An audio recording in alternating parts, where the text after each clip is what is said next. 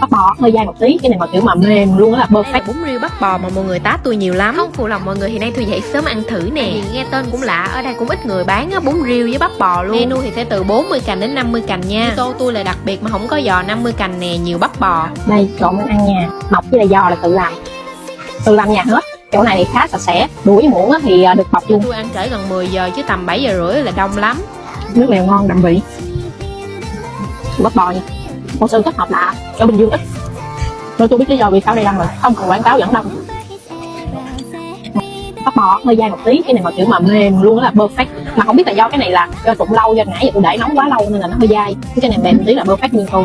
Theo tôi thì ổn 8/10, mọi người có thể ghé ăn thử nha.